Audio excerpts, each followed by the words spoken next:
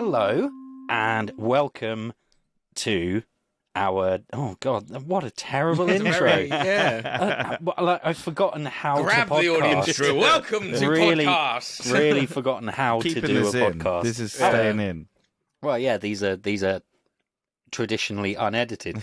Welcome to a sequel pitch spoiler cast for Marvel Studios' most recent MCU release in the cinemas, which is, of course, Black Panther, Wakanda Forever.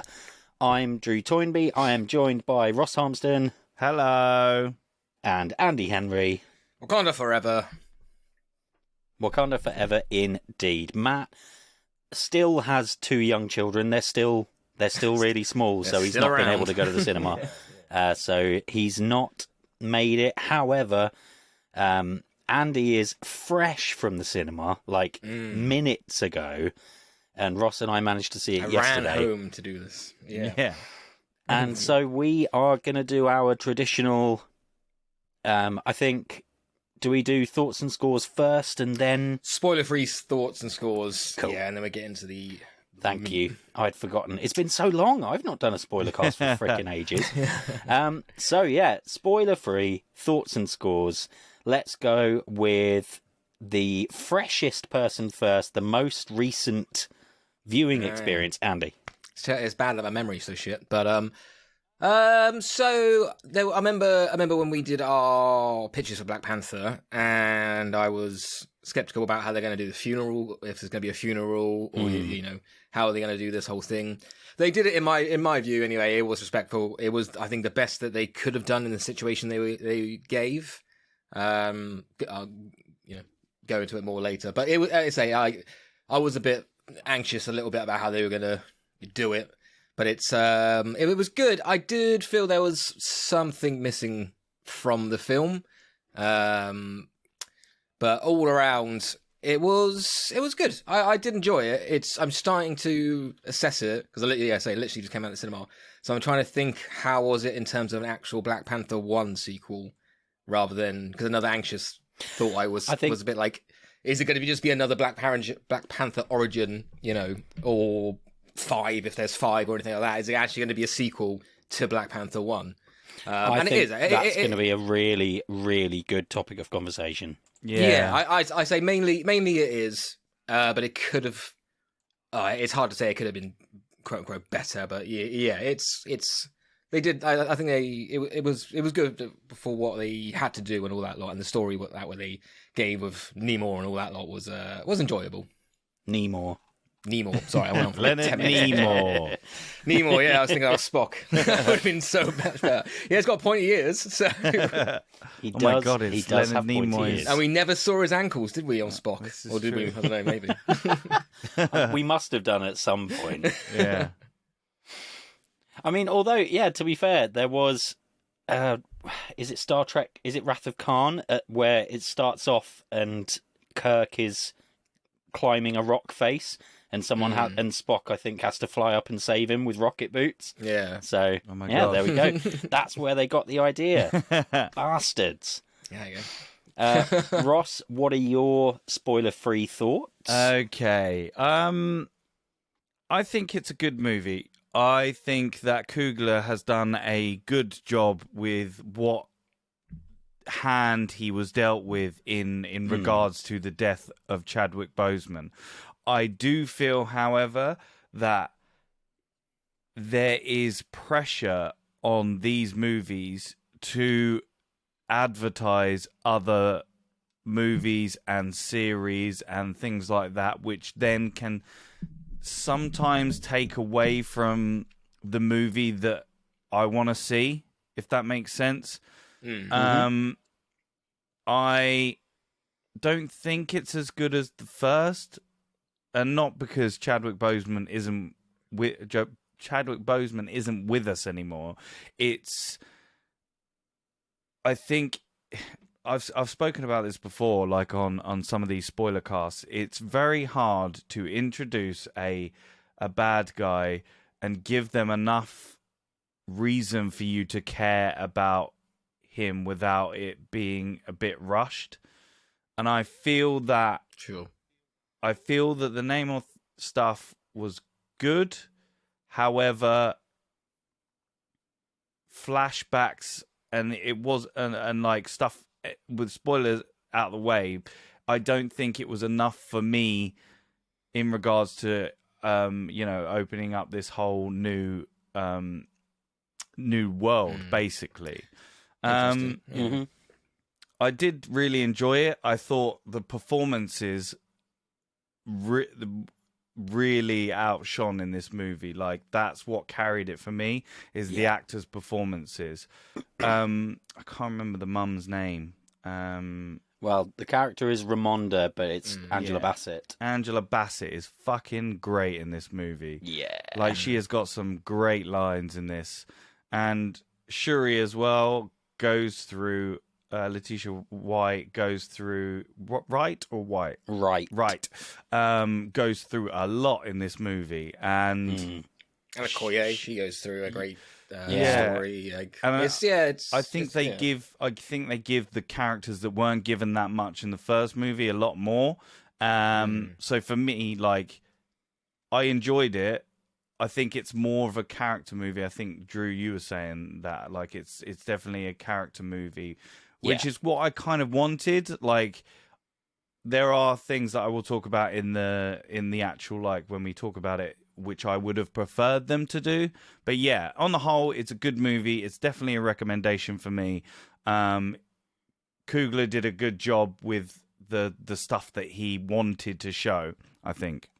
What about you, Drew?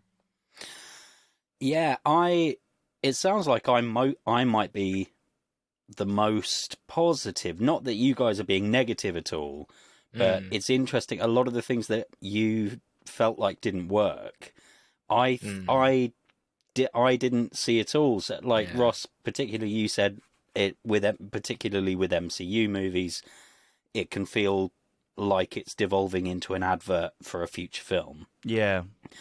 And I didn't get that at all. I also wanted to question you a bit on that. Like, MCU are definitely bad for not keeping on track a lot of the time, and introducing things when they have to or feel the need. But I didn't get that at all. I thought it was quite an insular story. Like, it was... What did you feel they were setting up? Well, no, we'll have to go into spoilers. The spoilers. We'll have sorry, to come on to that. Yeah. I'll, I was with Drew, and actually, I thought Namor's story, and especially after following Killmonger, and how people kind of related to him a little bit or saw sense in his plan, I kind of saw his side. I think it was enough. Again, maybe could have been more, but I think it was enough. I mean, yeah, one of my only complaints, and it's barely even a complaint because it's an understandable theme given the setting and the filmmakers and things, is that actually, like, the ultimate motivations between Namor and Killmonger are actually quite similar. And there is, like, the first movie is all about, like, reparations, and reparations done in the wrong, in inverted commas, way. And this and the legacy of colonialism, and the beginning of this movie has a real strong, like, whoa, colonialists are fucking horrible. And then it's kind of there as a very, very, very subtle undercurrent, but it basically goes away, and I felt like that was a bit of a shame. But I totally agree. Like, the performances were stunning across the board. I enjoyed every performance. The hilarious that we've been waiting for Jim Cameron to come out with Avatar 2 for how long? And then a month before that movie comes out, a movie comes out with really well shot, incredible looking underwater sequences and stuff. As soon as they came out, I was some pissed off Na'vi there. That's gonna be fun for Jim Cameron to watch. They definitely hyped up the special effects from the first one. Like, I remember the end of the first one's fight, and it looked very. It was rushed. I think it was even known there was a story afterwards that it was rushed. And there was some points. Again, some of the CGI, maybe I wasn't like dead center. I was a bit off and a bit close.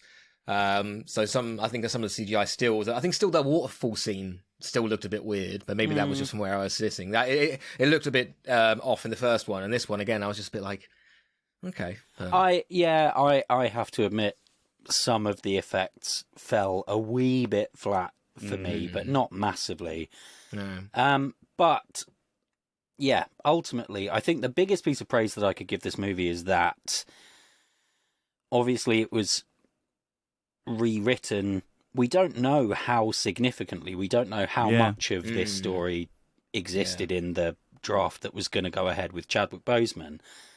But thematically, and with what happens with the characters and things, actually it does feel like this could have been the story they were always planning to tell, and that King T'Challa was always going to die because...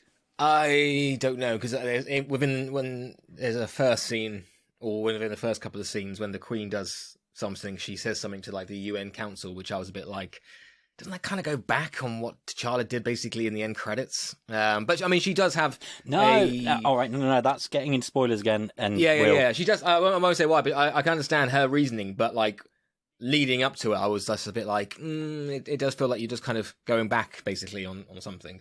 Oh, I completely disagree. Let's get into it. Yeah, we'll get into it. So I'll sum up because I'm going way too long.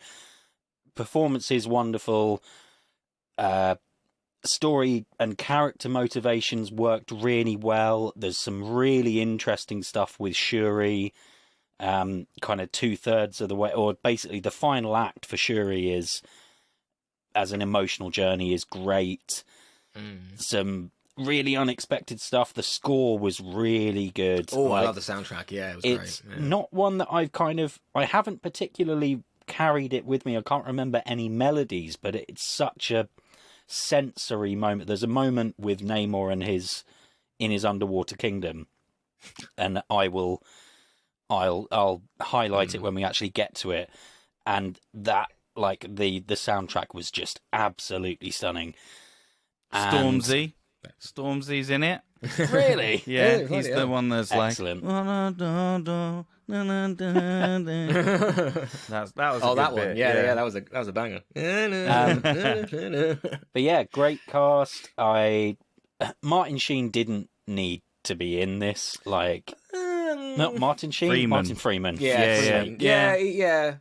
Like it felt really redundant. I'm happy to see him. I think he does a fine job in the role, but he kind of didn't need to be there at all. Other than it might have felt weird if he didn't show up. And that's what leads me on to talking about what I said about. Okay. Okay. All right. Okay. Yeah. Another character I thought wasn't necessary, but we can't really go into it. Anyway, it was such a we'll come to that. So ultimately, I thought that given the circumstances, but even not given the circumstances, actually it was really interesting. And it's kind of the Superman problem. You've got Wakanda as the most powerful nation on Earth. Yeah. How do you threaten them? Okay, we just make someone who's more powerful. Yeah. Cool. Actually. Okay. And I bought that, and I think there's interesting things to come off the back of it, and let's do our scores, and then we can actually like properly dig in. So, Andy, what's your score? I am. It might change at the end of at the end of the spoiler when we go into it more. I enjoyed it. It's definitely not like a big. I think one thing people should kind of maybe know a little bit, maybe going in. If not, we can cut it if it's too spoilery. It's not a very fighty movie. Like, it is very like story and emotion driven. Like, for 2 hours and 40 minutes. Obviously, like, there's a few in there, but definitely not as much as the first, or probably what you're expecting.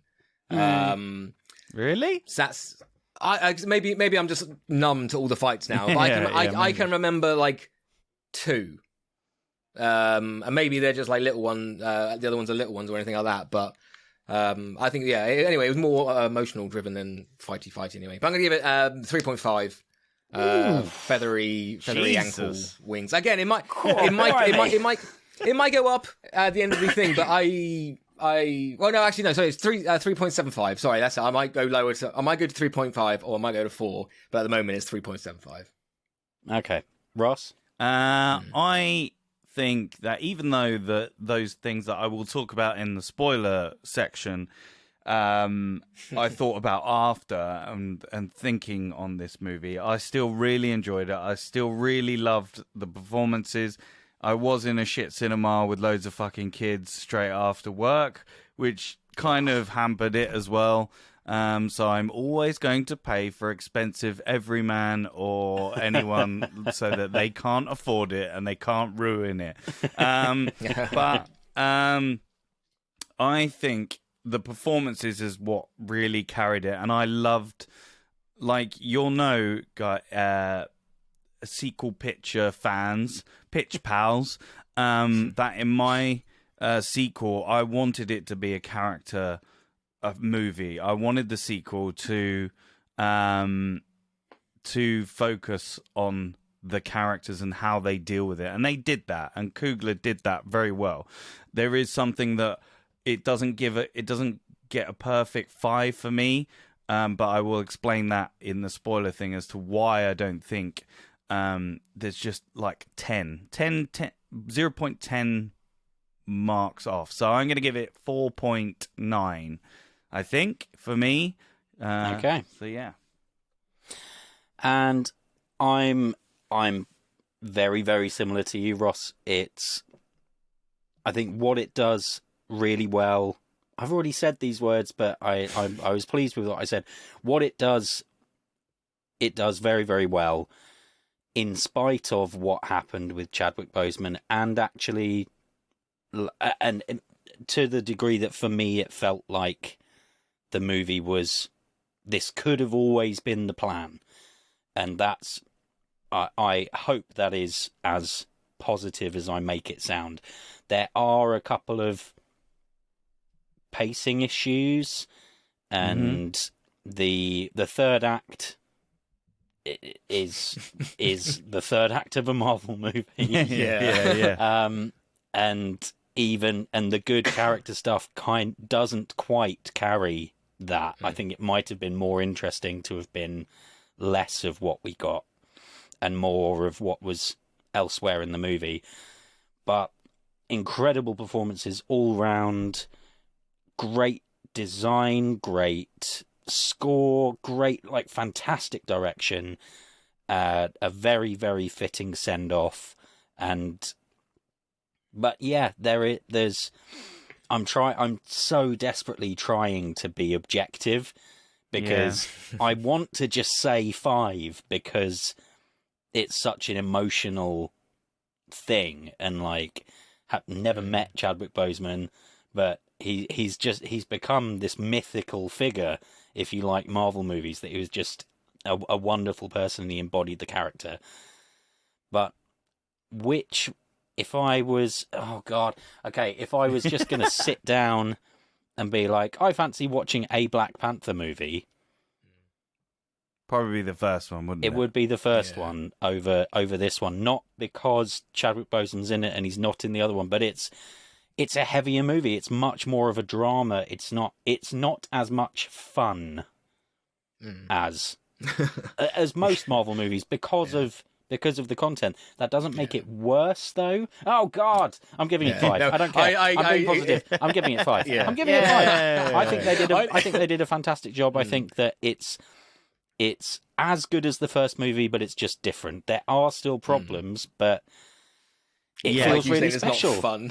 I think that's but fun. Like, the Last of Us 2 isn't fun, but it's a masterpiece. Yeah. And I think you know that going in, that this isn't supposed to be a fun movie. Yeah. I think from the trailers and stuff like that. So I think you hit it on the head there. It's a different movie. That doesn't necessarily mean that it's worse, if that makes sense. Like,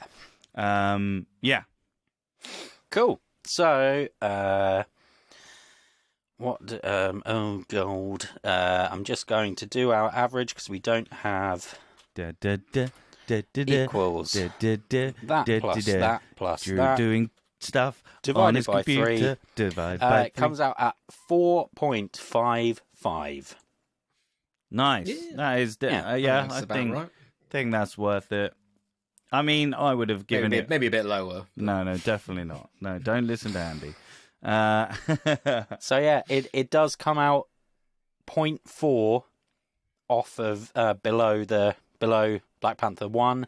Yeah, that's only because Andy brought the first one down so bad because we all gave it 5. It might go up to 4 at the end of the spoilers if I change my mind about stuff. So it might go a bit higher. Then again, it might go a bit lower. All right, we'll see.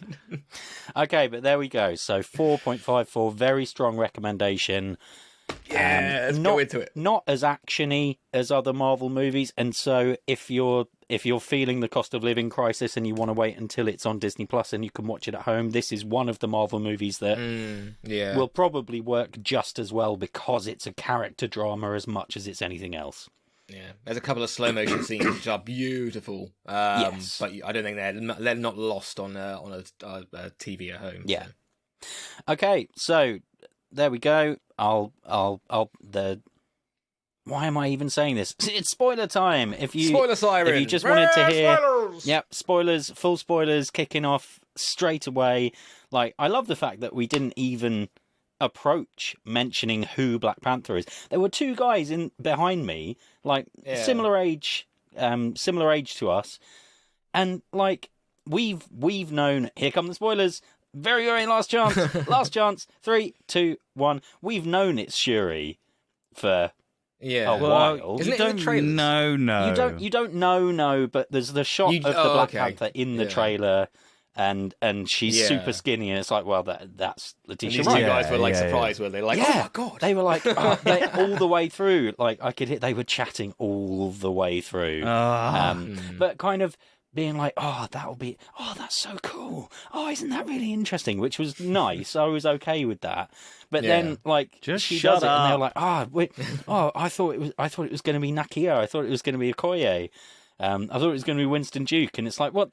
I mean, it's a royal title, guys. Yeah. Like, it makes so much. It's the only choice that makes sense. Anyway, so let's start going through the plot. And we can discuss how things hit us. So, movie opens with a really like stark, panicky, like no steady, like handheld shot of Shuri in her lab trying to create a synthetic heart-shaped herb to save her brother's life, who is dying.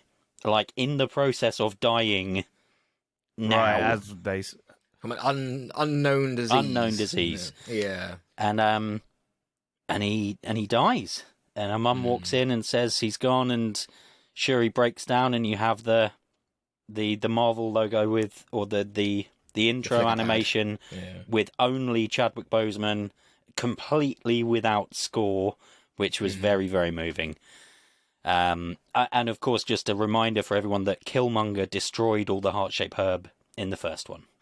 I think this was the best way that Coogler could have done this, and had and to give like that moment, like where she's just trying, like she is one of the cleverest people, like bar Tony Stark, like and Bruce Banner, like trying to fucking save her brother with using her fucking her intelligence, but she just can't, and that's that. I think that was the greatest thing to do, like to have it in that little laboratory, and she's just trying so hard, asking the AI what's the probability of him, and then also what's his heart rate like and stuff, and then the mum just coming in and then just saying he's gone. Like, I think that was great, and I love that the title sequence was completely silent and just had pictures of Chadwick in it. I thought that was a great choice. I love that bit. Like, and then did you agree. Did you have the death and then the flicker pad and then it was the funeral and then was the title, or was it, did they all, I can't remember at the start, but kind of agreeing with Ross, like I remember the title fading in and out, either whether it was before or after the funeral, and again no music or anything like that, so it really sunk in. And also because it kind of like faded in and out, like as it faded up, you were like, it's a new start, so we can kind of like, in a non-disrespectful way, we can kind of like start the the story, I guess now. So yeah, I think the best way they could have done it, and yeah, I mean like the death and the funeral, I don't know, maybe it was about 20 minutes. So. And it was nice, and the funeral. I don't think it was quite that long. Was it? I think it's about 10. Oh, maybe 10 it was a bit minutes, shorter. maybe 15. It is. Yeah. It feels like if it's not. It doesn't just fly by. It felt like the right length to me because it was. See, this is where it was super respectful and tastefully done, and a celebration of Chadwick Boseman and his work. But B, the fact that he's gone is like it is. Oh no! Oh god! Oh no! I've got to say the joke now. They like his death is Shuri's motivation. Like King T'Challa is fridged. His death is what drives, and it's not fridging because he's not female and they're not in a romantic relationship, and he had agent and all of these kind of things. Yeah.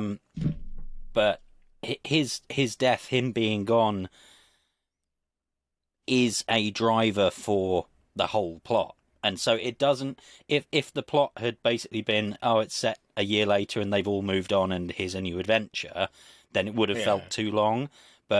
Or it might have felt too long, rather. But because they made the correct decision to have his death be impactful on the entire story, I felt like it gave it the weight that it deserved. See, I don't agree that it was the right length. For me, I wanted, like in my pitch, I think I just wanted a little bit longer. I don't know why. I just like, I feel like I wanted a bit longer to grieve the character, like, and then not flash forward a year.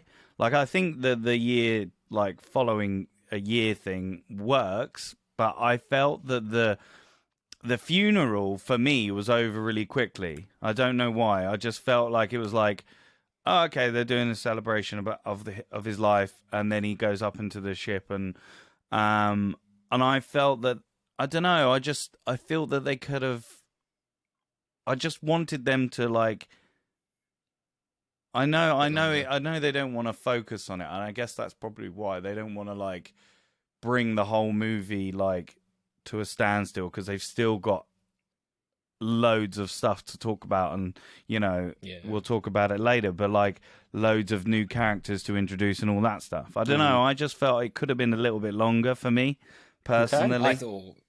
I thought it was perfect timing and stuff like that, and a year later, I thought it was a bit like, it was a bit. I think the only reason they did it was for like story reason, basically, for the mum to come and say, you know, how are you feeling, because it's the anniversary of his death now. It's been a year, rather than if it was like 3 months down the line, she still would have been like, because she's kind of saying like she's over him, she's kind of like gotten over his death and stuff, but obviously she hasn't. And if it's been a bit shorter than a year, you're supposed to buy that, I think, a little bit. So. I think that makes it even more powerful, the fact that they skip forward a year and Shuri is still just like focusing on her work. Yeah, that's what yeah. But also, like, having just gone through, like, it really personally affected us, but having just lost our monarch, which is a kind of once in a lifetime thing, like, it feels like it's a long process. Like, there's and resorting the international stage and international relations, and other countries to have got bold enough to be hiring mercenaries to break into Wakandan outreach centers to steal their vibranium. That's if that had happened after 3 months, that would feel a bit too quick. I felt like the year was right. So a year later, Queen Ramonda goes to the UN, and the UN are basically like, look, we share the vibranium, please. It can be used to make weapons of mass destruction. Intercut with a bunch of mercenaries speaking French breaking into one of the Wakandan outreach centers that T'Challa set up. and tried to steal their vibranium, but it's a trap. They knew it was coming, and the Dora Milaje kicked their butts. And then Ramonda has the mercenaries marched into the UN, and she's like, "We've got the proof. We know it was you, French lady." She's such a. And then she's like, that was all funny. They're like, you go, mate. Yeah. No, I was just saying she like uploads the video of them doing the crime to like everyone's phone and laptop, or don't they? At one point, they're just like, "I'm uploading the evidence now," and then they walk them in. It was such a baller move. Like, yeah, man, that is power right there. Yeah. But this is what I was slightly saying earlier when like the end of the last film was basically T'Challa saying we will share our resources. No, and now she's saying he's saying they'll share their knowledge and they will share their like. They'll help, but they're not saying we'll share vibranium. And also, T'Challa was like, "No, we need to be like we need to be known to the world. It's like for who we are." Yeah, because they spent their time, just hiding away and just focusing on themselves. Sure. But yeah. And then everyone got flipped. So that's why the whole world doesn't have incredible everything yet. But yeah, and the fact they say it can be used to make super weapons, and Ramonda like walks into the center with the Dora Milaje all lined up with her, and it's just full power stance. She's like, "No, fuck you guys." Yeah. And then they say, she says, they have a great line where the French woman or something is like, "Why don't you trust vibranium or something?" And then the Queen's like, "No, we just don't trust you with what you'll do with it." Yeah, that was a good line. Can't remember it because I bastardized it, but it was good. And they make the very good point that like actually it's people, it's intentions. Western countries in particular do not have a great track record of what they've done to Africa and their resources. And like it's fair enough if Wakanda was real and they had this super powerful thing that people could use to make super weapons against them, I'd be like, I get it. I think I understand the motivation there. So they then end by saying that she says that she's aware that they're looking for vibranium elsewhere in the world, and she wishes them the best of luck. Cut to a ship in the sea, and they are searching for vibranium, and they've had a hit on their machine. And so the divers go down. Two divers. Two divers. Yeah, and also the vibranium detecting machine's quite funny. Because I'm like, wouldn't you need vibranium to detect it? Wouldn't you kind of need to know... They must have stolen some or something. Well, I mean... Like just a little bit or something. The American government had Cap's shield. Like, there is some vibranium out and about in the world. True. Like, they just take a bit of a Cap's shield or something. Vibranium will have a Wikipedia page with the molecular... set up on it. It's there, guaranteed. And so there's this big machine, and it's found vibranium. They don't send a robot down to check like they normally do. They send two actual people, and they die in a spooky circumstance. And it's revealed that a bunch of blue people, or they're blue when they get out of the sea, which is cool, is very upset that people have found this vibranium in the bottom of the sea, and they creepily make a bunch of people hypnotized and just jump into the sea. Yeah, that was scary. I like that. You just like see a the mermaid shadow. siren song. Yeah, you just see the shadows of them in the water, which I thought was really cool. It's like The Happening. That movie. We need to do The Happening. Oh, definitely. Okay, right, yeah. And then a scientist is about to escape, and suddenly Superman, Namor, arrives. He's hyper strong. He flies. He spins the helicopter around like he's doing a hammer throw, and smashes it into the sea, and everyone dies. But not before saying like. But doesn't she leave a message just before she crashes? Like, she does get a message out. Yeah. So where's the aha? There we go. The CIA believe that it was Wakanda because they knew they found vibranium, and so everyone's like, "Well, it's got to be the Wakandans who are trying to trying to stop other people from having it. Then Ramonda and Shuri go on a nature walk because Ramonda wants to get through to Shuri and help her process her grief. And they have a good discussion, and it sets up some really interesting stuff of Shuri not believing in traditions or the afterlife and being completely scientifically minded. I really like that bit, like when the mum's like, oh yeah, I close my eyes, I can see him there, and she's like, he's not there, he's dead. Like, yeah, it's a construct your mind's created to help you feel better. Yeah, some really good moments between them two in that bit. Yeah, real tension, and it felt really true. Like that, people who have grown up in religious societies don't necessarily have faith. That some people are just naturally skeptical, and that it felt really, really true. But then Namor shows up, and everyone's like, "What? How did you get here?" And you'd think that they would have technology that, like, because submarines exist, like one-man subs exist, and the implication is that if someone travelled long enough in a one-man sub, you could just get into Wakanda as well. But we'll skip over that. And he shows up and says, the Americans have a scientist. They've managed to make a machine that can find vibranium. My people are now at risk, and it's your fault because you've revealed vibranium, and you going public has made people want it more, and so now my people are at risk. You've got to...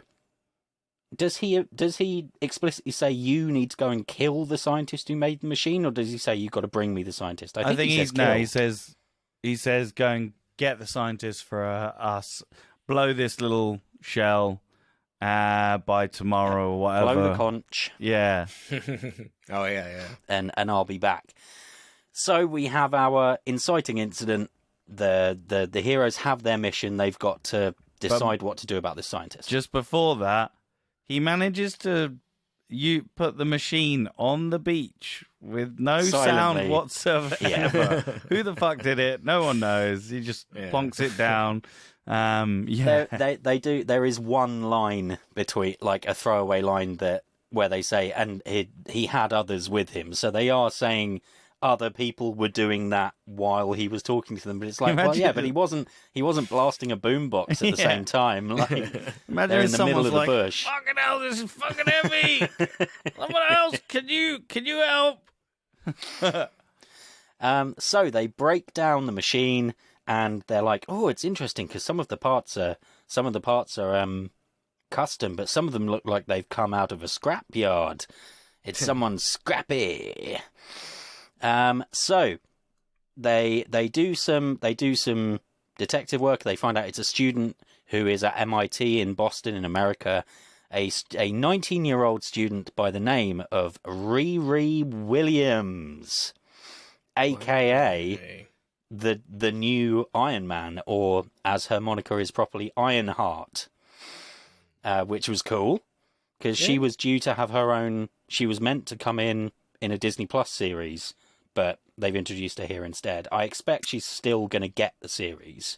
This is the thing that I like. I was like, okay, I just worry that with the state of Marvel movies that there are, and also and also TV movies and TV series and stuff like that, it's all very much like, oh, you'll see this person in a few years in a series, rather than a proper, like, and I get it, because that's the form, that's the medium we live in now. It's all about streaming, and it's all about giving these characters that are smaller, like, well-known characters, the chance to have a bigger audience on, like, these streaming sites. But I just don't know, I just feel like I don't know. Maybe it's just because I'm just like... I do get where you're coming from with that. I understand why that bugs you. But the way I kind of rationalized it away was to be like, well, okay, if the story is someone's invented a machine that can find vibranium and Namor wants them to stop people having that ability, then it would have still been a character. It couldn't have just been steal the files because someone worked out how to do it. So you'd have to get the person who did it. So why not? They have to be a super genius, and and Tony's dead, and Shuri's already in this movie. And has plenty of vibranium. So why not have it be one of a character that you want? Like, I think my point is it would have had to have been a character anyway, and so I don't mind that it's. I mean, yes, it is a bit of a coincidence that this person has also been building herself an Iron Man suit for a few years, but there we go. We need someone's got to take Tony's mantle at some point, and it's going to be Riri.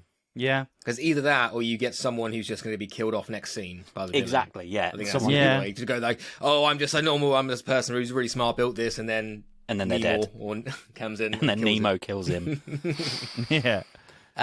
So Shuri and Okoye basically kidnap her. They go to her secret lab where she does all her work, where she keeps the files on her laptop that she's encrypted so hard that when she forgot the password, she had to invent a working quantum computer just to break her own security, which is like, if someone's invented quantum computing, that's like, that changes the world. It had a bit of humor. How could you forget your password as well? Like, we had a bit of humor in that scene just before when they go into her dorm room with, saying that her head looks ashy, and then throwing things at her and stuff. I gave you 6 minutes. I told you 5. I gave you 6, and stuff like that. And that was cool. It was really nice. I liked that. There is still that opportunity in a movie like this about loss and stuff to have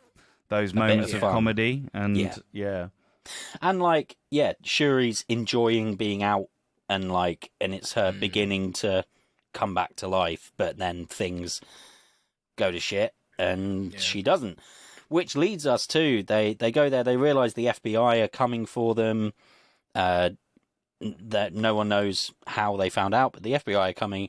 Riri escapes in her Iron Man suit. This is a question for you, Drew. Yeah. And Andy, because you watched it. But, this is the... Well, this is the thing that I was confused at. So, they can fucking hear this AI every fucking where. And I was like, did she give her some beads as well? She gave Riri an earpiece. Yeah. Okay, cool. So, but does the AI now know... everything, it's just an earpiece, right? Or does it know her vitals, everything? Because she's like, oh, you've only got 5, you're falling. Oh, you're gonna run out of air. I know, obviously, I'm just nitpicking, but I was just like, it's fucking. You've just got to suspend your disbelief for that bit. Vibranium is nanotech. Vibranium is now whatever you need it to be. And so, yes, it is. But did we a bit of a stretch? But did we like this boring Jarvis? Because as I might go into later, there may be other things from other Iron Man films that are too much and stuff. But because it seemed to be not like it was trying to be Jarvis, but at one point there was someone's trying to call you or something, and they've tried to, maybe you should pick this call up, and then she's like, oh, maybe you should do what I tell you to do and stuff. And I'm a bit like, it's not like they're trying to be Jarvis 2.0 or anything, but it's just do we even need an AI or anything? Or I mean, it's just a useful additional exposition machine. Much, and then and with that, plot going into later, basically, so that we can know that these little tiny things and. But maybe just someone else in the lab, give another actor a job rather than computers. Just so they can talk to because that's what's funny, and obviously with Shuri now being the lead and the fighter and all that lot, not Shuri would have made a vibranium detector machine, but they needed someone else that smart to do it, and now they can't actually use Shuri. So all the times that they would have used her maybe in the actual sequel to do something. To build something or do something smart, she might be far away fighting now, so they actually have to have. Because I was a bit why is Riri in this film? Is she going to stick around, or is she going to go back to MIT?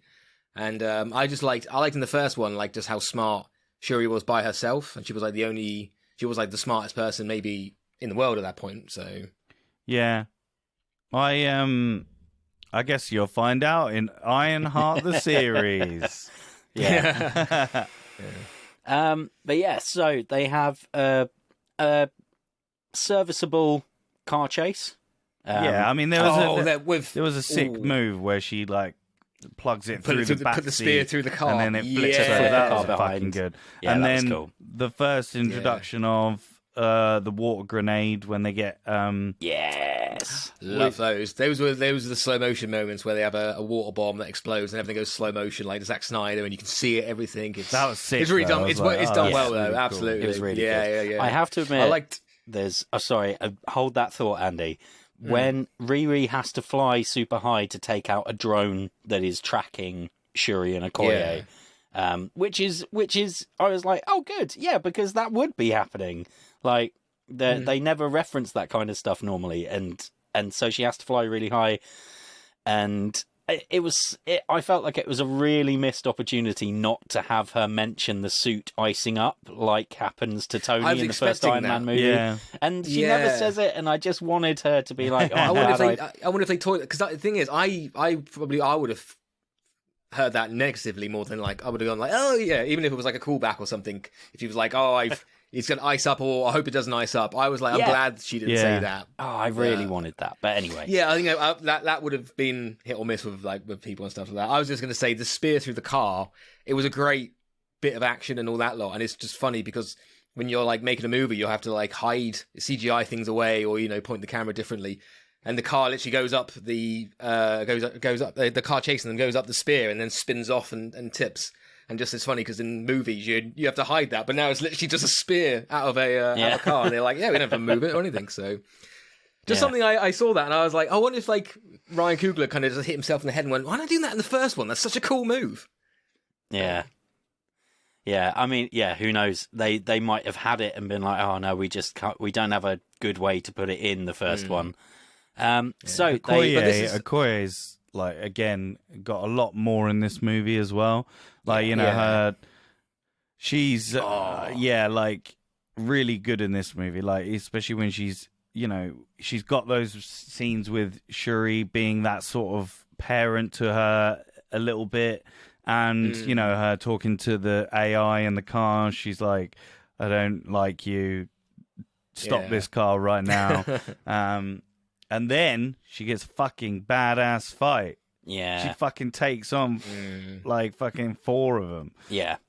So that's like those are the spear at the car, the fight on the bridge, and then like Act 3 are basically, that's what I was saying earlier, like just like those are the only fights I can really remember. All the ones that really stood out for me anyway. Yeah.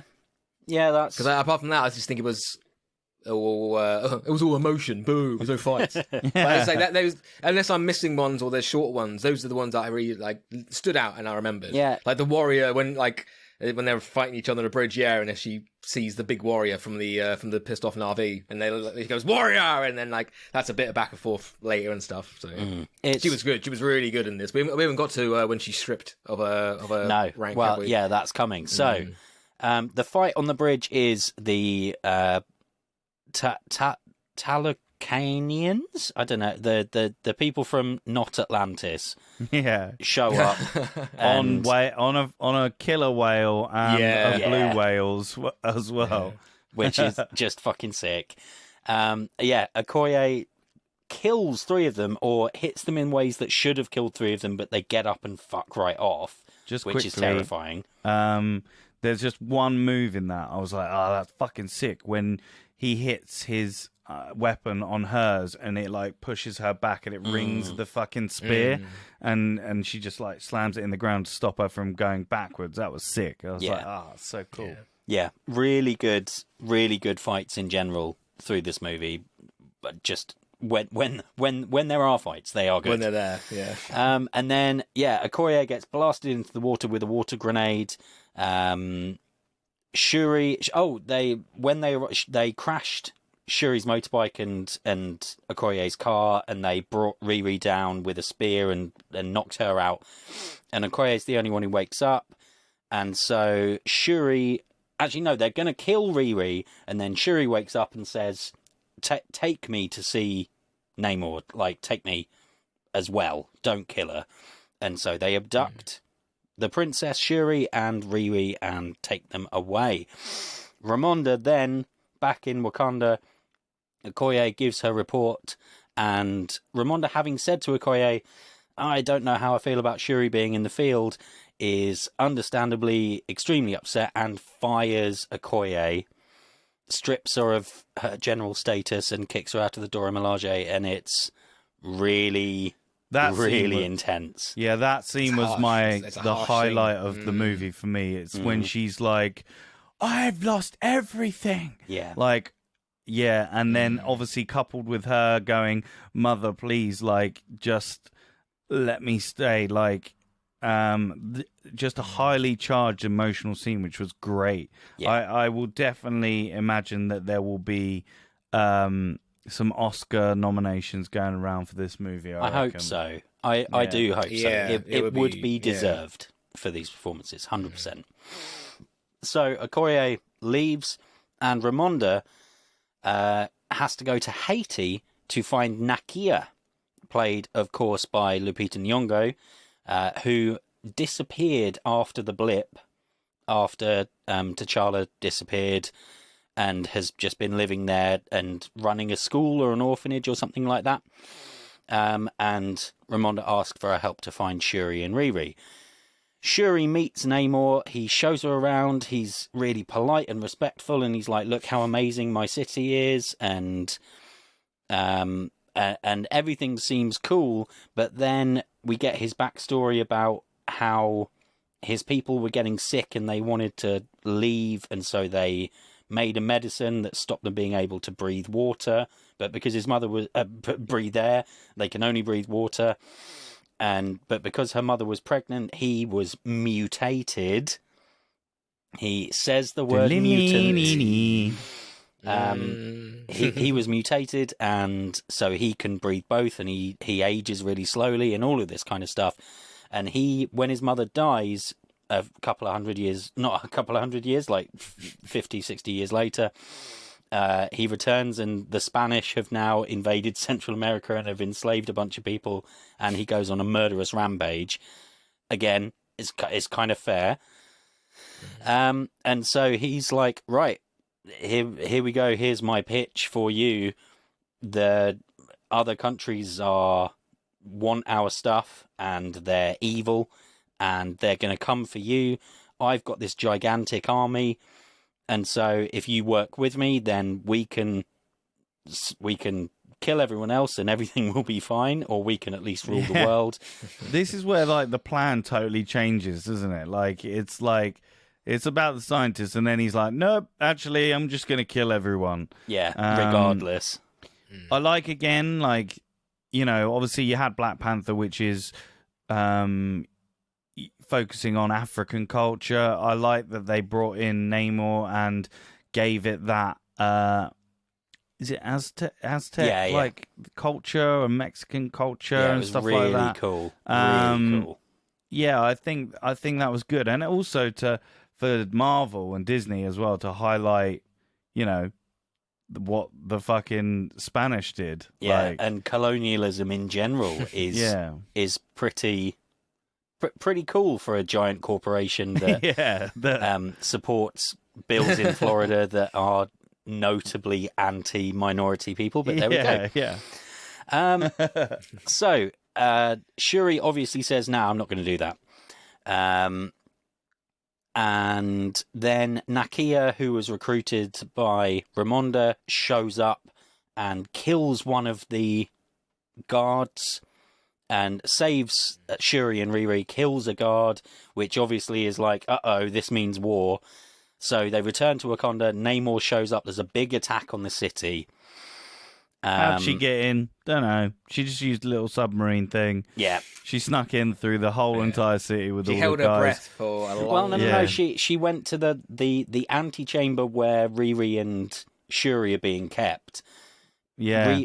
Shuri then has to go through the underwater mega portal, like in Finding Nemo, the East Atlantic Current. She has to go along the East Atlantic Current to get to the city.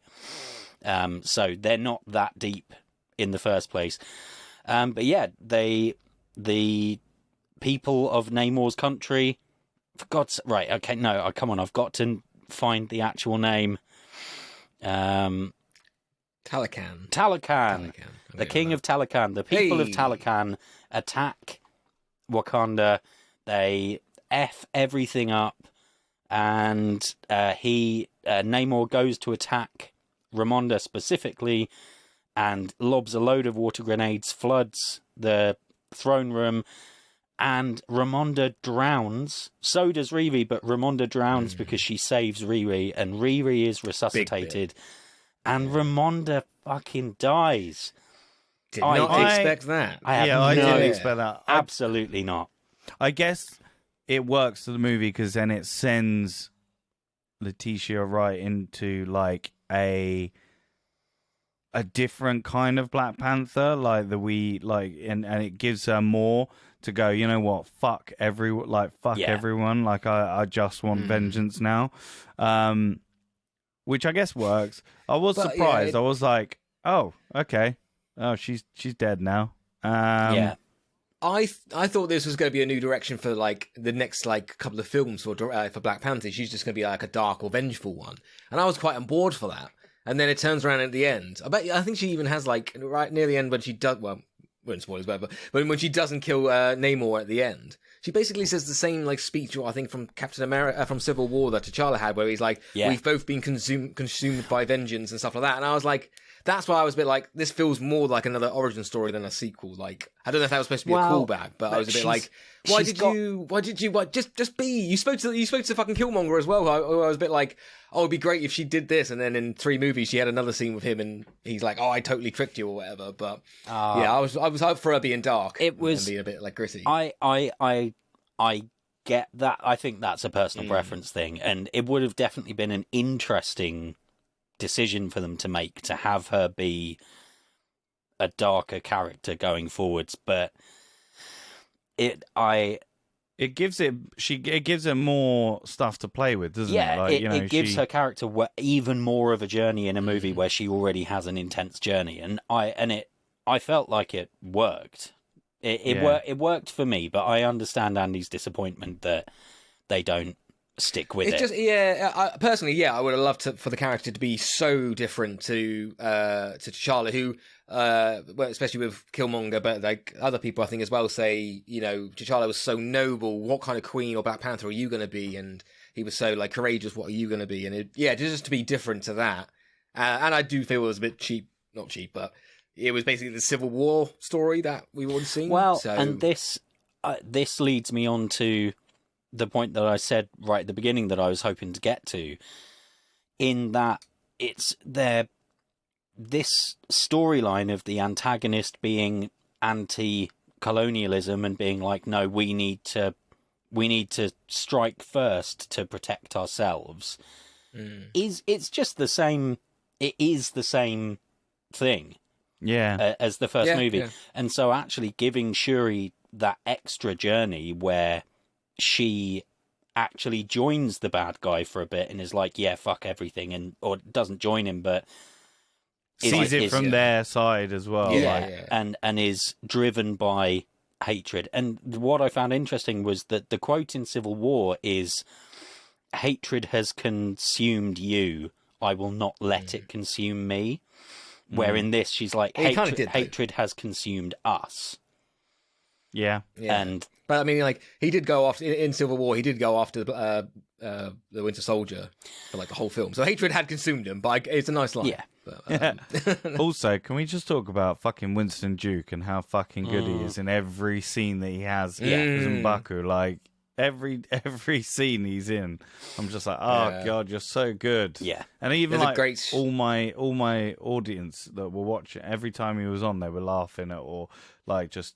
He's a joy in this movie as well, and they give him more, which is great. And he's gone the council, and stuff, which I quite like. It was nice after what happened in the first film, where they seemed to part differences and stuff. And now, he's a council member, so he has a say in what's going on. I thought it was another good way of getting the character in there. But nice, respectful way to carry on what happened in the first one. So after Ramonda's funeral, M'Baku has a chat with Shuri and is like, look, I promised your brother that I would be an advisor for you and I would help you. That, like, I'll help if I can, but Shuri's just freaking broken. They decide to evacuate all of the Wakandans from the capital city to the Jabari lands of M'Bako and his tribe to keep them a bit safer before Namor comes back in 1 week. His ultimatum was, I'll be back. This is just a taste. Do what I told you to do, or I'll come back and actually just kill you all. Which, again, I was like, oh, well, why didn't he just... That felt like... Definitely like something out of one of our pictures where they're like, he comes and there's a big fight, but he has to go away into Act 3. So he just goes away. He's like, oh, I'll come back. Same with Wanda in Multiverse of Madness. She's like, oh, this is just a taste. I'll be back in like 24 hours. Like, no, just stick around maybe for an hour. But then if this like, to give Shuri that extra bit of journey, he has to go away. But also it kind of, to me, I was like, oh, okay, well, it shows that, it does at least show that he's trying to have some degree of mercy for this one other nation that he identifies with, but they don't make that explicit. I did get that, yeah. But I kind of filled that in for myself. They just needed a fucking week to build all their Iron Man suits. But that's the thing I say. I got. Well, yeah. Oh no, to build the suits and the heart-shaped herb, which we haven't gone to yet. But because that was one thing as well with our pictures. Like, what are they going to do? I thought they were just going to be like, the original herb was safe somewhere, and that's how they were going to. Did they? Redo it, but did they explain as to what? Like, because there was a couple of mentions, but I can't remember. But did they mention why Daniel Kaluuya is in it? Is not in it? Well, because he's in prison. Because he sided with Killmonger. Oh yeah. Because I remember the Queen says at one point, like you. Your husband was a traitor. He's still alive, and somewhere you could and you go can and see him wherever you come if you chose to. I can't because my husband. Yeah, I forgot that. I didn't. I forgot he traitor and he's probably in jail because I was just like, no, he's just filming Nope. But he could have probably came. He could have maybe came for a scene or stuff. But actually, he would have. I guess he would be in fucking jail. Yeah. So, after Ramonda is buried and the people have gone, we have a tiny little scene where Martin Freeman is arrested by his ex-wife and now director of the CIA, Valentina Allegra de Fontaine, who is going to be integral to the Thunderbolts in a couple of years. Fucking hell, just bring more fucking people in that we don't... Like... Make it about the fucking Wakandans. Just like stop going back to Martin Freeman. Yeah, I get that. Like he was in the first one, but your part in this one's nah. Yeah, I mean he must have signed a 3-movie contract, and they were like, "Oh, we've got to use up this contract. We don't want. If we're gonna have to pay him regardless, we might as well actually get him to do some work for us." Was that is that in the comics that his wife or his ex-wife? No idea, not a clue. Her. Yeah. Or is they just link that so that they could be like nice little? I thought it was a nice little link either way, just a fun extra thing. Because before in the film he spoke to the Wakandas at one point. Oh yeah, and when Okoye went off the bridge into the water, he found Shuri's beads on the bridge, but actually, and so he'd been using that to give the Wakandans information, and actually his ex. But that's it. That's basically what he's done in the movie. Is just I didn't like that bit. I felt like I didn't want to focus on that storyline. Like, it just felt just an add-on. Like, every time it went to Martin Freeman, I was like, I don't want to see this. Yeah. And it's that thing where actually if they'd made him a bit more important and given him a little bit more to do, then it might not have stood out as much. Yeah. Because he just, his scenes are, he goes to a crime scene, he makes 3 phone calls, and then he gets arrested, and then he gets broken out at the end of the movie. And that's all he does. Yeah. To be honest, though, he does more, I think, in the film than another very much hype character. Is it Michaela Coel? Yeah, Michaela Coel. From I May Destroy You? Yeah. She was huge. She was going to be hyped up, and I thought she may have had something to do with the villain. I swear she has about 5 lines, and she's not important to the story at all. She's very good in her scenes. She's very good, but like her character could have been given to, you know, the one that talks to Bucky. I think at the end of whenever it is. Well, the one who becomes the new general of the Dora Milaje, who we discover is Michaela Coel's girl partner, which was a nice moment. Yeah, but she just had no. Again, I mean, that was just not like it was just thrown in. I guess it was kind of thrown in, but at the end, she's just like, "Oh, thanks." Maybe you said lover or something like that, but it was a bit like we never saw anything between them two characters. They had one line where in the trap vibranium theft scene where she's got the glowing knives that Shuri gave, and Okoye's like, "Where's your fucking spear? You do this properly." We have spears. And we see her partner go, "I told you she wouldn't like it." But that is the only other interaction between them. But I imagine that she will continue to show up because she and Okoye both have the Midnight Angels or whatever. I think it was Midnight Angel. Angels, yeah, or just another Iron Man, another suit, super suit. There's 3 Iron Man film in this Black Panther film. So Martin Freeman's been arrested. Oh, sorry, did you just put your hand up, Andy? Oh, cool. Sorry, I was looking at my other screen to look at Wikipedia. It was the finger. Oh, sorry. Okay, no. He just gave you the finger. Yeah, fuck you too. So Martin gets arrested for giving information to the Wakandans. Shuri using a remnant of the... Well, it's not a remnant of the heart-shaped herb.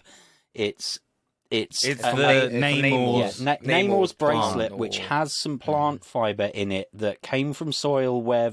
vibranium enriched soil, and so she uses that information and some of her brother's DNA to recreate and print a new synthetic heart-shaped herb.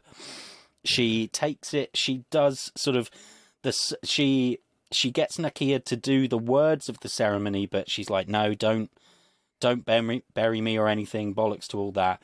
And you think she's gonna have the afterlife scene with the tree, and it'll be her mum and maybe her dad, and maybe they'll have Chadwick's likeness in the background looking on supportively.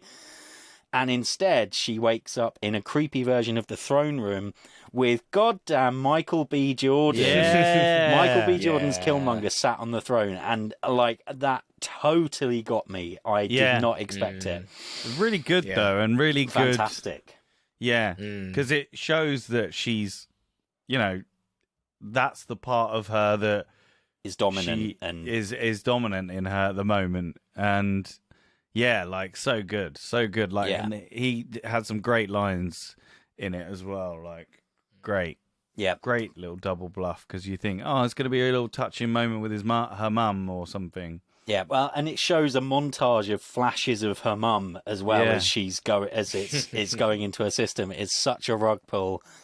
And it just and he's like, you didn't believe that you would see anything. You thought you would just wake up strong, but you don't believe, and actually you want to, like, I'm what you're most like. And she rages against that, but then she kind of accepts it. Is he alive in the ancestral plane then? Also, his hair grows in the ancestral plane apparently as well. Yeah, his hair does grow, and he's got a big cardigan on because he couldn't be bothered to fully get back into shape for this one, for this 1 day shoot. Well, he probably has got in shape. Well, he's doing Creed 3. But he's like his gown or something was only half open. So they only had to do half the makeup. Scars. Yeah. I thought he was in the astral plane anyway. I thought maybe because he was technically a Black Panther, or maybe just because he was like a lost kid from Wakanda, they like accepted him. But I thought he would have been in the plane. Well, he's the cousin, isn't he? He's the cousin of the. So but do they? I think royalty just go there? I think all of them do. I thought it was just the Black Panthers. No, isn't in the first one? I think they're all Black Panthers. Everyone can go there, but you see your ancestors there, your relations. Because it'd be tricky if you saw someone else's. Yeah. Will we see him again? Oh God. Will we see him again? I think this is the thing. The Soul Stone exists. This is a franchise where the concept of a soul is a actual thing. This is a real, literal afterlife where if you can be transported there. You can have a conversation with the soul of the person. Like, it's Marvel's really glossed over this. They're like, no, gods aren't real. They're aliens with superpowers. And then it's like, no, the afterlife is real. Absolutely. He might be back. I thought if she ended the movie darker, I thought it might have been a reason to have him back. A bit like in a cheap way, like the way Green Goblin Willem Dafoe kind of is over his shoulder. It could have been that, and then the next film at the end, she's like, "No, I'm not going to do it your way anymore, and I'm going to be the noble way as my brother." But yeah, I mean, there's still I don't know if it'd be in the third one now.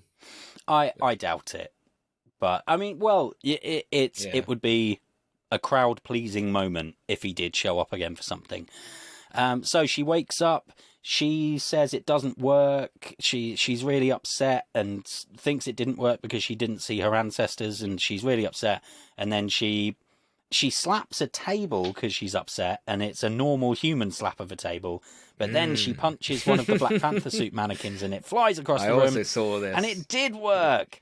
And it's like, but you knew it was going to work. It was glowing. You knew this would work. Yeah. Like, well, I think she's saying because someone's saying, "Who did you see? Who did you see?" Expecting it to be mum or dad, and she doesn't want to admit that it's Killmonger. Okay. So I think that's why she says it doesn't work. But yeah, at one point she slaps her hand down on a table, and the table was fine. Yeah. And then the next minute, she gives the exact same force to something else and just shoots across the room. Vibranium table. Vibranium. Or either that, or it just kicked in, maybe. I think Ross has got it. Vibranium table. So spectacular, marvelous. So she becomes the new Black Panther. She goes, she puts the suit on, and it's got all the gold bits like Killmonger's. It's not silver like Chadwick's, but there's still a little bit of silver in there, just a smidge of silver. Does the superhero jump? Yep, does the superhero landing. But she doesn't land like the normal way. She just kind of lands and then stands up. You normally you put you got the one foot on the floor, the one knee on the floor, the one but she just kind of jumped and fell, and then they're got up. And everyone's super jazzed. All the council are really pleased that they've got a Black Panther and that she did it, and it's really celebratory. And then they're all like, right, what do we do? M'Baku is like, right, maybe we should have peace. And Shuri's like, everyone else fuck off. What? What? Yeah. No, fuck you. Yeah. And he's like, it's a bad idea. And she's like, well, but we're going to do it because I'm the Black Panther, bitch. Yeah. And which I think, because he's basically saying this won't end a war. If anything, this is going to start one.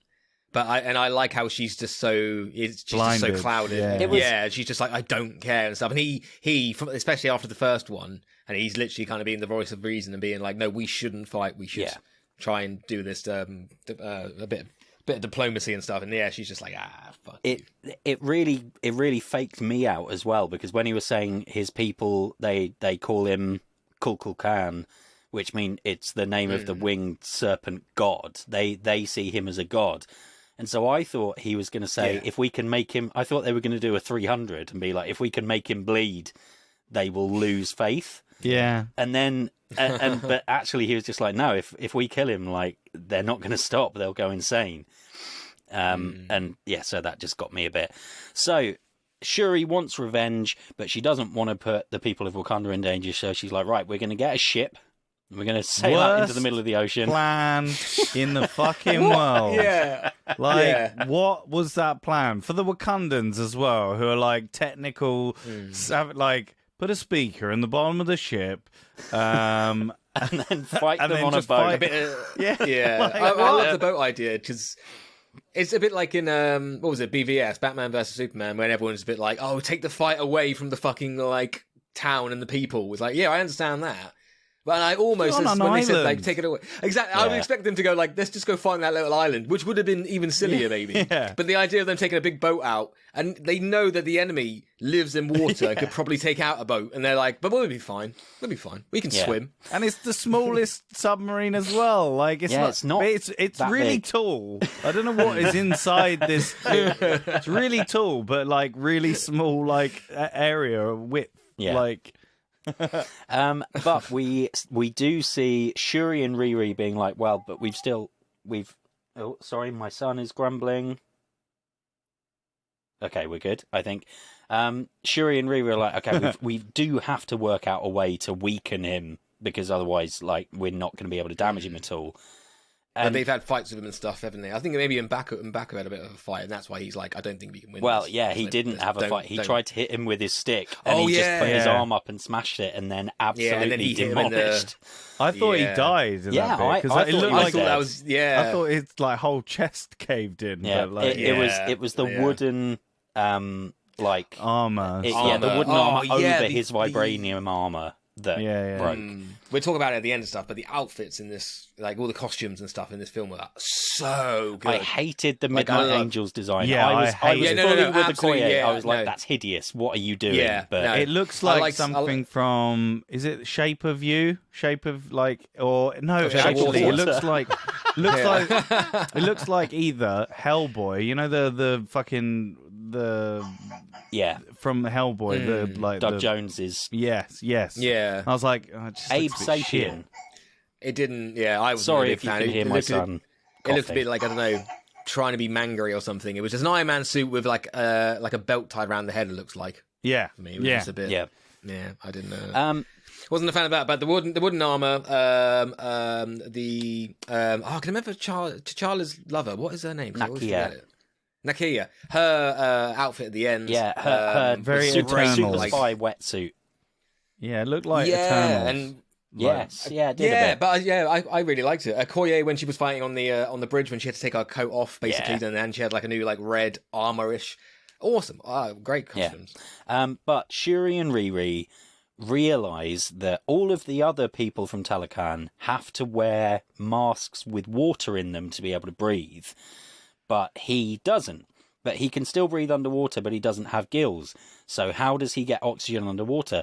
He gets it via osmosis through his skin. So if they can dry out his skin, he won't get as much oxygen as he's used to, and he'll be a bit weakened. And I was like, okay, I appreciated the fact they didn't explain how those tiny wings on his ankles make him fly ridiculously crazy fast. But they at least explained that, and I was like, okay, fair play, good, well done. So then it goes to shit because, I'll tell you about it in a minute. And so they have the plan. They put the vibranium machine on the bottom as a trap. They blast the sonic stuff. They all start having a big fight, and then Shuri traps Namor inside one of their planes, a sunbed, basically. And turns on the microwave and makes him really hot, and is just waiting behind a force field for him to die. Or Ross just smashes the machine. It's like, why didn't you put him in a force field box that he couldn't get out of? Why did you just let him just put a force field from you to him and then not expect him to just go start stabbing things with his raw vibranium spear, which he just beat him with a heater just over and over and over again. And then it's destroyed, and then he's still weak though. I'm like, well, because they land on a beach and it's very hot with a hot sound. He rolls in the sand and that sticks. But it's still there. Blocks his still skin. The air though. Yeah, he didn't put on sun cream that day, so he's all red. 0% humidity on that beach, Ross. 0% humidity. Yeah, true. So he blows up the ship, and he and Shuri crash while all the other Wakandans are continuing to fight people from Talokan. Namor stabs Shuri with oh God, I thought they were killing her off and that someone else was. I was like fucking hell. She gets a spear entirely through her belly, but does the superhero thing of she pulls the spear out with no blood on it. It's just been entirely. Yeah, there is no blood in this whole film. Yeah. Like they cut, like they strategically have people blocking the shot when someone's getting stabbed or anything. Like you don't see anything really in this movie. She does get stabbed though, and gets pinned against like a rock or a tree or something with the spear. And then she basically she chops off half the spear and then pulls herself along and all that lot. But she does leave a good 2 feet of spear to pull between herself. She chops the fucking spear really far away. She could have done it maybe an inch or two and this. Hey, it happened. But she's like, It's like, well. I mean, to be fair, the guy in Dog Soldiers ran full pelt into a tree branch and But he died. He did die, Yeah. but someone else had his guts hanging out and made it. The one place they needed just a smear of blood anyway. Yeah. And I was like, oh, she's dead, but obviously I don't think they ever are explicit about it, but the suit re-heals itself around the wound, and obviously they've got technology that can fix a spinal injury, so she's got something built in her suit that kept her alive. But doesn't really say it, does it? No, not at all. I was like, oh, this okay. is the thing I was talking about. This is the thing I was talking about our pitches. Is like if you how can you kill off the Black Panther if but surely even if you've got I don't know, it may be different if you've got a disease, but couldn't you just go in the suit and be fine? Yeah, I thought what they should have done is just have one bit of dialogue from the AI saying, you've got an internal injury or blah, blah, blah, sealing it up now with the suit or whatever, something like that. Just so that we could have just been like, even the suit being like, if you can get yourself off the spit, but then if the motivation for her to get out of that situation is still in that moment her hatred of Namor, and if they'd had a line being like, oh, if you can just get this spear out, then the suit will heal you, then it becomes self-preservation, or it can be suggested. But then, she could have then had a line like, I don't care about healing, he's got to die, and there we go. Yeah. But then that's a bit on the nose. She does is it me or she just seemed fine after that? She does a flip and stuff, but she does a flip. But then she's like, it would have been better if she... But then she's completely fine after that. Yeah. I thought from the shot, what it looks like is because Namor's looking at the camera, I thought he was just going to go, oh! Yeah. In the back, and she was going to have her claws in his back or something. But she does a weird flip. And then, what was I going to say? It was about fucking... I can't remember now. I can't remember. It might come back. So, yeah, she gets in front of him. She makes the ship's engines overload and just blasts him with fire. Yeah. And he collapses. She's standing there about to stab him, and you get a really cool backwards montage where it starts off with all the reasons why she's angry and then goes to all the reasons why his motivations are understandable because he's trying to protect his beautiful home and people. And then it gets to... Is it Chadwick and her mum? It ends with Chadwick. It ends with Chadwick. And she's like, okay, you've got to yield. If you yield, we will protect you. We'll keep your secrets. Because Ramonda, she sees Ramonda and she says, show them who you are. Ramonda does show up on the ancestral plane. She sees her mother on the ancestral plane and she says, show them who you are, which is another It's not the ancestral plane, though. It's where T'Challa saw his father. Plane. 100%. I can't remember. I'm just thinking about the purple background and tree. It definitely wasn't there, but I couldn't remember if it was. I remember it was definitely her. It was. It wasn't a purple, was it? Yeah. Like, maybe... Was she in the tree? There was a tree. just hiding on the tree. I can't remember. I remember it just being like a mid shot of just her just well, you were just so captivated head, by Angela Bassett just standing and acting. I'm just happy she's back. Yeah, I just didn't notice the background. Her sitting in a tree. I remember what I was going to say.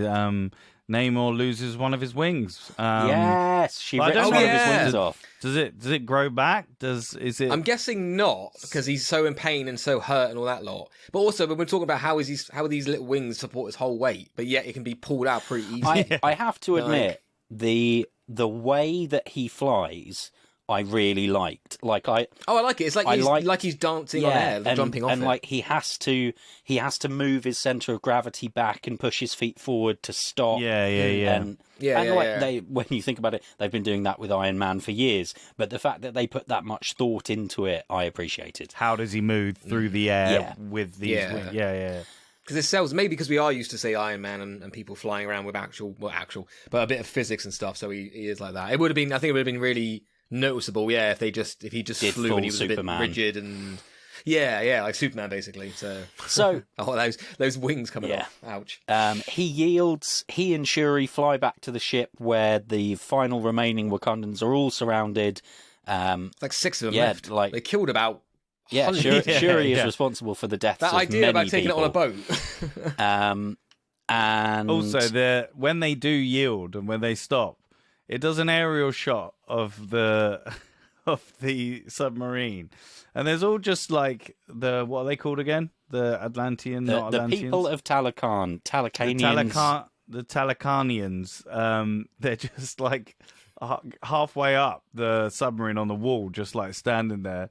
Just like, I mean, they don't know that he's yielded. Like, so they're just like, what are we doing? Well, there's no room on the deck because so many other people from Talakan are there with their spears. And I love it. The only people left on the boat from the Wakanda side are the main characters as well. Baku, like the five, mate. Everyone else. There's not one like extra. You're just like, everyone whose face we know survived. Everyone else is dead.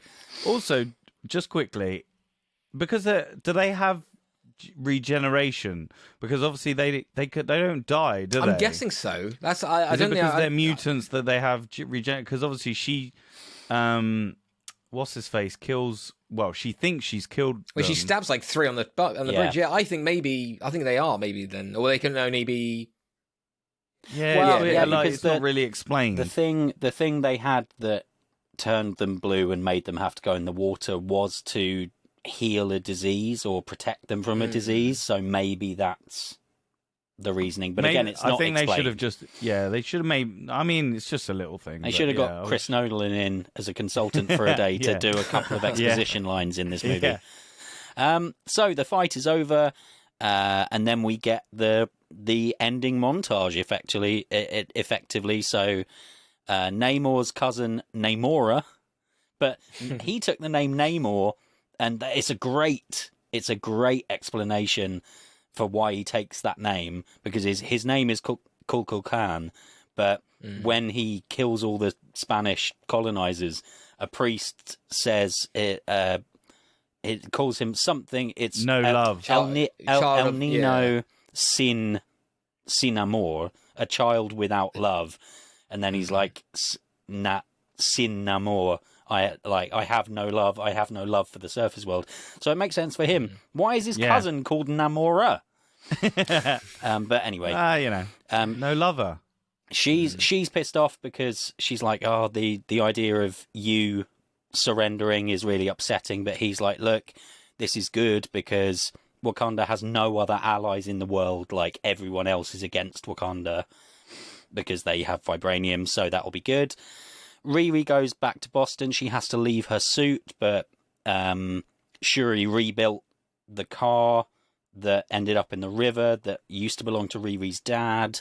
How they're going to get out of there, no one knows. Yeah. They're going to have to take it apart again, put it back out the lab. What else happens? Okoye, in her Midnight Angels suit, rescues Martin Freeman.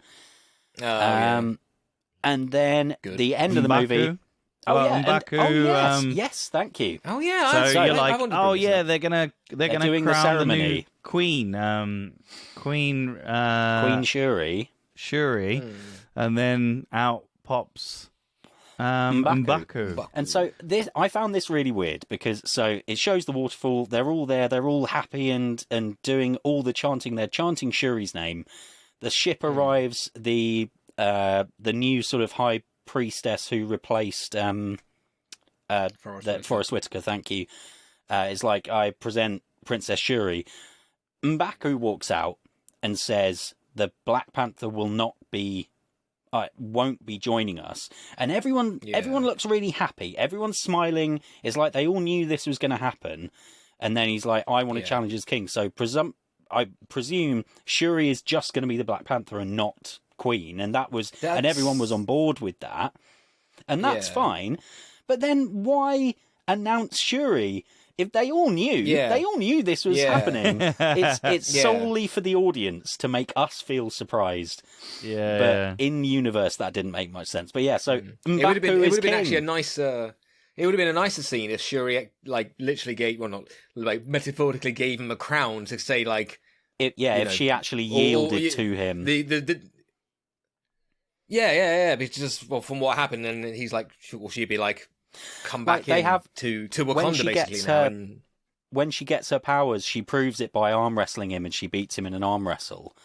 And like, if the challenge had been them arm wrestling and she lets him win, that would have been... I would have... That would be quite a nice little nod. Cool. And it would have just been a little bit clearer as well. But anyway, the reason Shuri isn't there is because she's gone to Haiti to see Nakia, where she... In the scene where Ramonda and Shuri, Ramonda's trying to get through to her, Ramonda burned the white clothes she wore for T'Challa's funeral. And it's a symbolic thing that you're out of the time of mourning and you now have a new relationship with the people who have gone. Shuri burns hers, and it's just a wonderful emotional montage. She cries properly for the first time. Credits roll. Does she have a little laugh before the credits? Though? Yeah, sort of. Like, and it's happy crying. It's cathartic crying. Yeah. And there's also like images of obviously Chadwick in the previous Black Panther. Yeah. I thought they were leading up because obviously Ramonda talked about how like T'Challa like touched her on the shoulder or something. Yeah.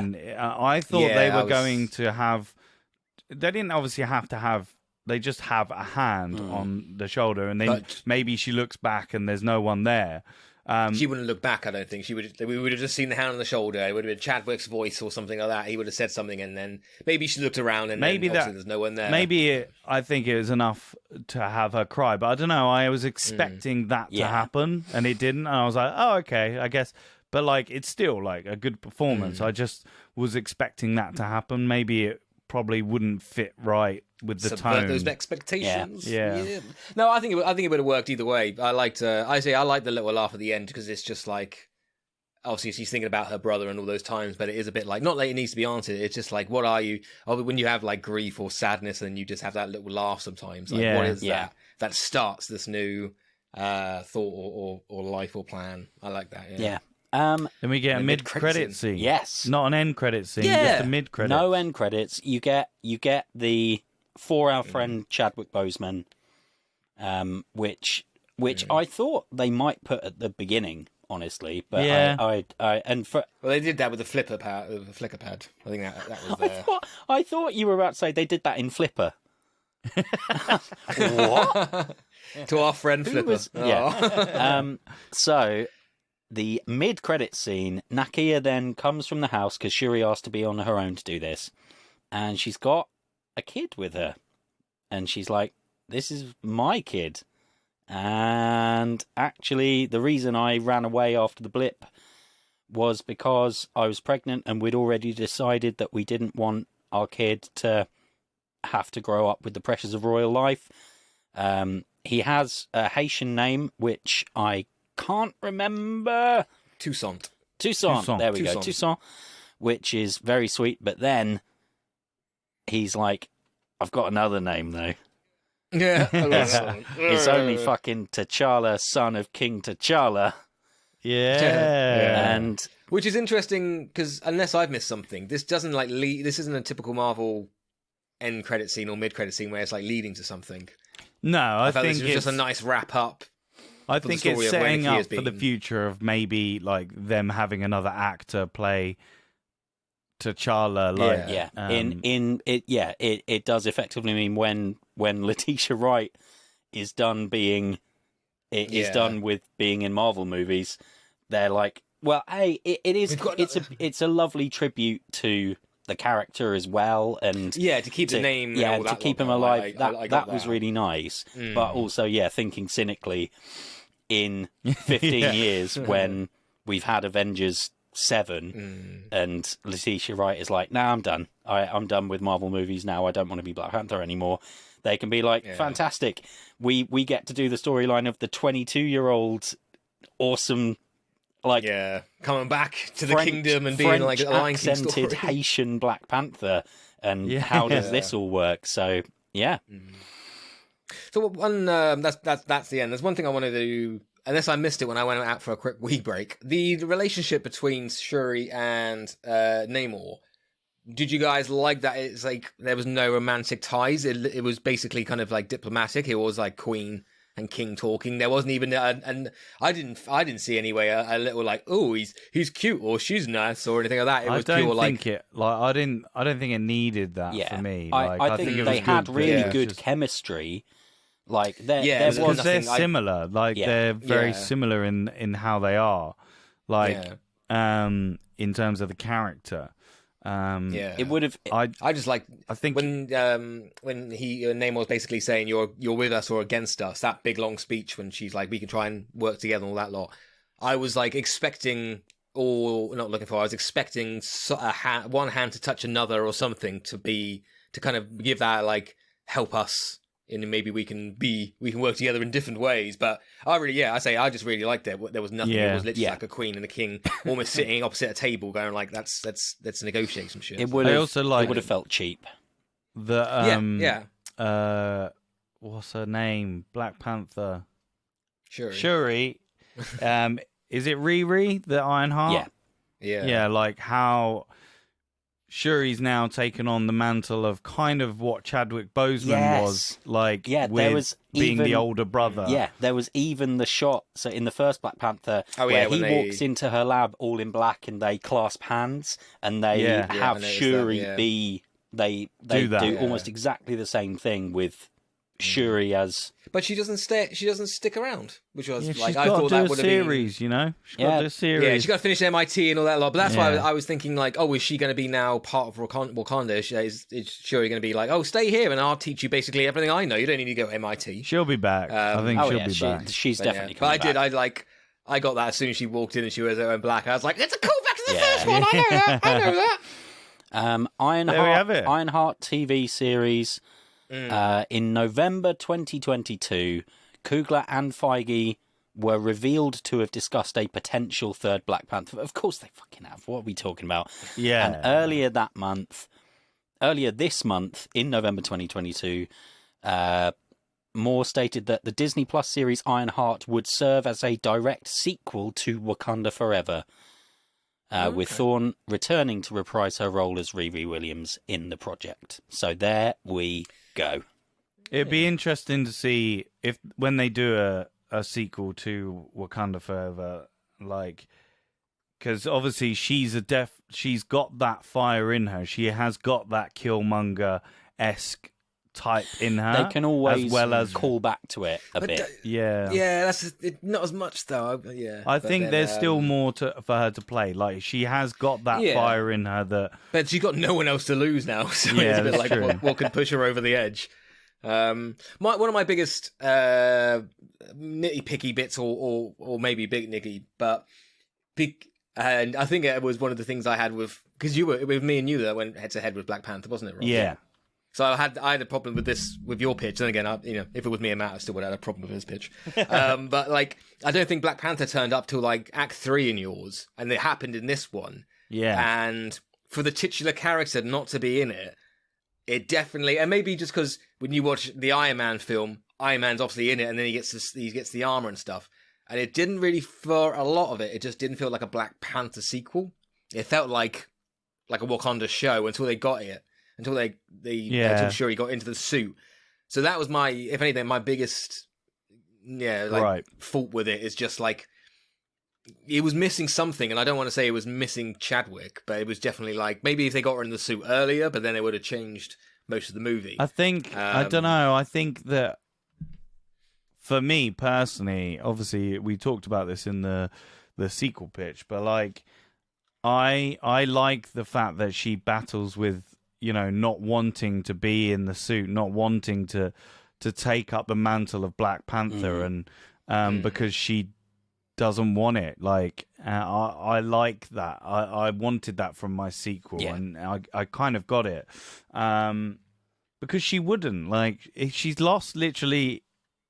It's the death of her mother that literally forces her to like go, okay, I need to stop it. The only reason she does it as well is for anger, because she wants to kill Namor, and she knows she's not strong enough because she's just a scientist. So she's like, I need it to kill Namor. Yeah. It's out of selfish. It's not because of tradition. It's not because like she wants it passed down to her, and I like that. I like the fact that they went a different way, like, because obviously you had Chadwick T'Challa who like took it from tradition because obviously it was passed down from him, whereas now like they didn't have that. Shuri was like, nah, I don't care about tradition. I care about science. Like, he's gone. I don't want it anymore. Like, I like that. I don't know. What did you think, Drew? I thought it worked for me. I wish they could have got away with not showing that anyone was in the Black Panther suit, or with not having the Lego sets spoiled that someone was going to be in the suit. They fucking always do, don't they, Lego? God. Because if I had been able to go in, if I'd gone in not having seen trailers that show someone in the suit or knowing about the Lego, I might have been convinced that actually they were going to end the movie by saying there won't be another Black Panther because, like, as a tribute to Chadwick. Yeah. Or, like, not saying that explicitly, but having that be the decision that they'd made. And because it worked so well for me, and maybe Shuri would make a suit that has echoes of it, but she would be like the Pantheress, and the suit gave her powers, but because no one could ever like have the Iron heart Man shape, suit. basically, so they could still have Wakanda be in it, but it's because the heart-shaped herb doesn't exist anymore. It, like, the Black Panther cannot exist because that is part of it. It's not just wearing the suit; it's the ceremony and the herb. So it's a Wakanda film rather than a Black Panther one. Or like whether there has been a White Panther or like an alternate version of Black Panther, basically, that doesn't have the name. But anyway, I thought it worked really well. I was very happy with it. I think they. I was just going to say quickly. I would have maybe, like, on reflection, thinking about it now, I think maybe the MacGuffin of him giving the bracelet to her that had the same similar plant was a bit forced. I feel like I knew as soon as he gave it to me, or as soon as he said this was like, this was a plant that was raised in vibranium soil, and gave it to her, I was like, oh, that's how she's going to do it. Yeah, I just knew it, and there was like, well, yeah, whether they could have done that a little bit less obvious. Maybe it was just obvious to us lot. But it was nice when how he gave it to her. He was like, take this as a peace offering. Basically, you're the first service person to come and see our kingdom. So it was a nice way of doing it. But it was, as soon as that happened, maybe it's a trope basically where you're like, what am I going to do? And then you look at your hand, and you're like, oh my god, this thing that was given to me. Yeah. I think like she could have. I don't know. I like the idea of her going on a journey to find another plant, maybe somewhere else in Wakanda or something. But maybe that would have extended it even longer than it needed to be anyway. Yeah. Bloody hell, yeah. It was definitely a bit too long, I think. Yeah. I think it could have been at least 15, 20 minutes shorter. Cut all the again, maybe just cut out the Martin Freeman ship, and you would have been fine. Yeah. But there we go. The one scene I wish. Well, I say the one scene I wish they had, which they may do because it might be a deleted scene, and then I'm going to change my score, Drew. When Okoye gets stripped of her rank and fired, basically. Great scene. You can see the emotion. She's begging, saying, this is all I've got. She calls her mother rather than like queen or anything, like really appealing to her. And then the queen goes, you failed me, basically. You lost my daughter. This is all your fault, basically. I am blaming you. And Okoye leaves. And then when she dies, we just didn't get that scene of Okoye going like, she died thinking I was a failure, so let me like try and sacrifice myself by trying, in the end, in the Act 3, which, cool. Maybe it was a deleted scene because again, 2 hours 40 coming out here. Yeah. But there's 2 hours 40. It would have been a scene you could have probably cut, but like. That's such a... as soon as she got fired and stuff, and as soon as she died, I was like, oh, she died thinking she was a failure, and that's such a big thing for Okoye. I wish they just maybe brought it up. But I will, actually. I'm going to change my score, Drew, because that, like, obviously it has all changes. I'm going to... Not massively. I'm going to do it to 4.25, because it's a good film, very emotionally driven, talking about all the character, all the actors and all that lot. It's kind of it has gone up a bit in my books, but there are some big nitty bitty things which are just like. And again, I probably would watch the first one over this one. Okay. I think I gave the first one like 4.5 or something. Okay, so it's gone up to 4.72. Yay! Hey, That's more like it. There you go.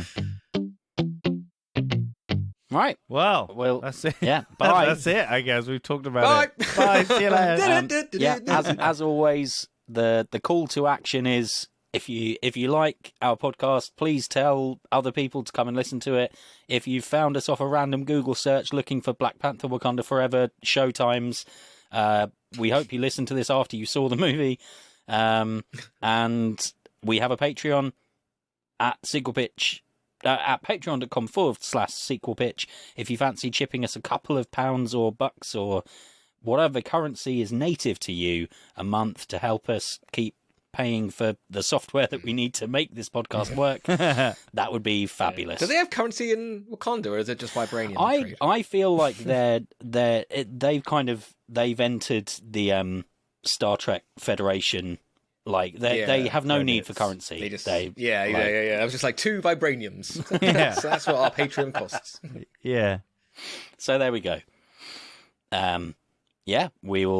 We'll see you for the next episode, the next proper episode, Elf, and the next spoiler cast probably for Avatar, I guess. Wait, no. Yeah. The next episode is Avatar for you. Oh no, I've spoiled it. I've spoiled it. Oh no! Oh, we've given the game away again. We're so professional. There you go. Oh, if you made it all the way to this hour and 46 minutes, you get a little teaser as to what may be coming up for Christmas. Maybe not though. It might not be. It definitely might not be Elf. Definitely no, it's not. I lied. I just lied to you. Okay. Bye. Bye. Bye. Wakanda forever. We'll see you at Elf. Not Elf. Next episode.